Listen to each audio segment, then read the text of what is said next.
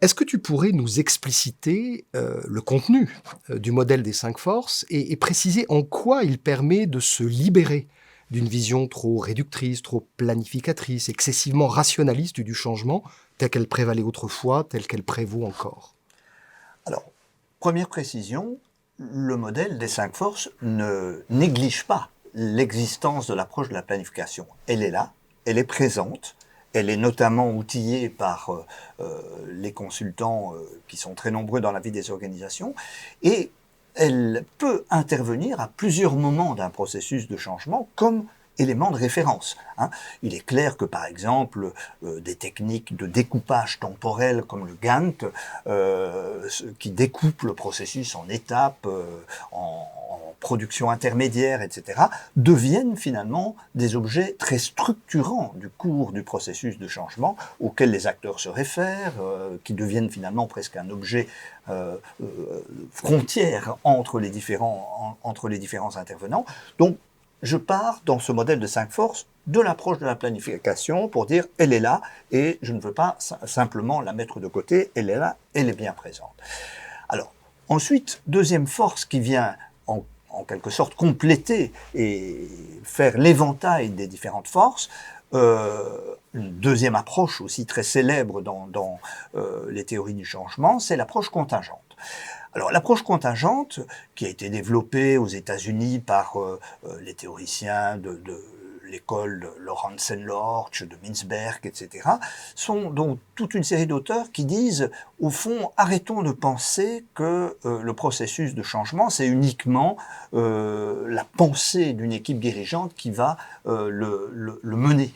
En réalité, l'organisation s'ajuste en permanence à l'égard de forces extérieures, et il y a des évolutions du marché, des évolutions de la technologie, des évolutions de la réglementation dans un pays comme la France, qui font en sorte que, en permanence, l'organisation est également obligée de s'ajuster, de s'adapter.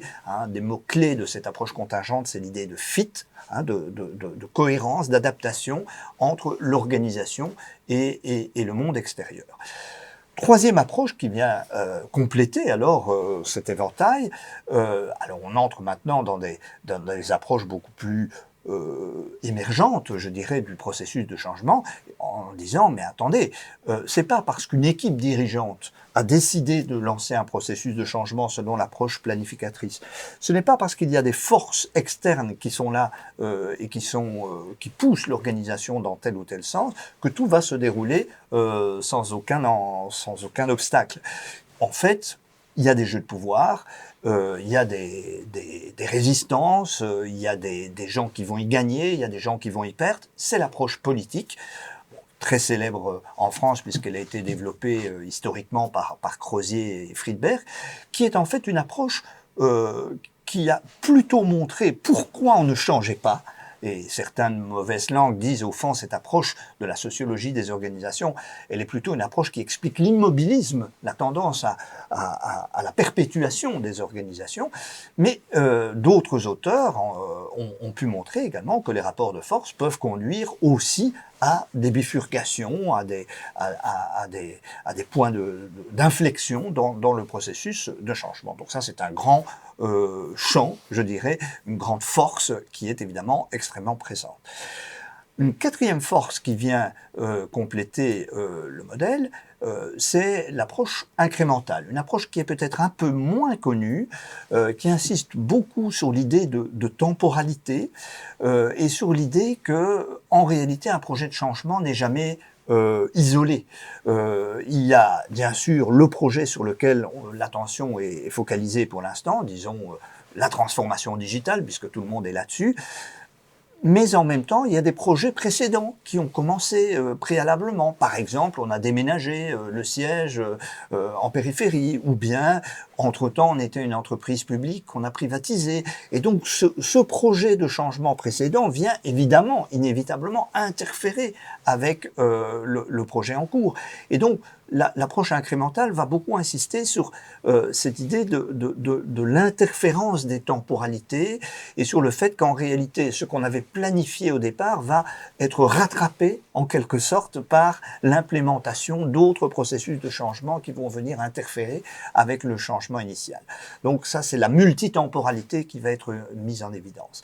Et puis une cinquième approche que je propose dans ce modèle de 5 forces, j'ai oublié de dire que dans la quatrième approche, un des noms phares peut-être qu'il a développé il y a déjà très longtemps, c'est Lindblom, Charles Lindblom, qui a été un des pères de l'approche incrémentale du changement.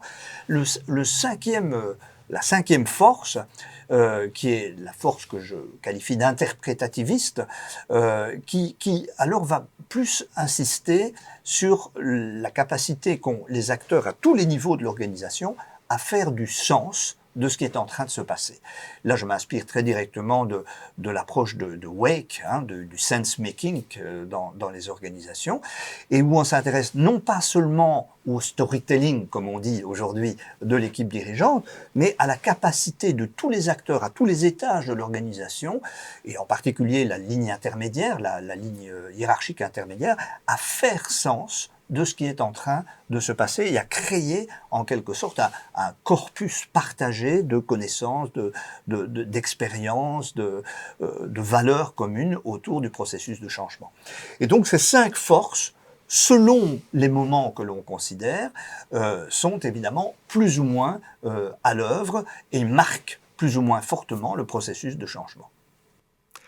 Merci, c'est beaucoup plus clair. Donc, si je devais résumer, tu conserves finalement, entre guillemets, du passé, de ce qui existait déjà, l'approche planificatrice. Elle est indispensable, on ne peut pas s'en passer. Elle utilise les outils de la gestion de projet, et c'est indispensable. L'approche contingente, qui effectivement permet de comprendre pourquoi changer, quel est le poids des environnements qui conduisent l'entreprise à changer.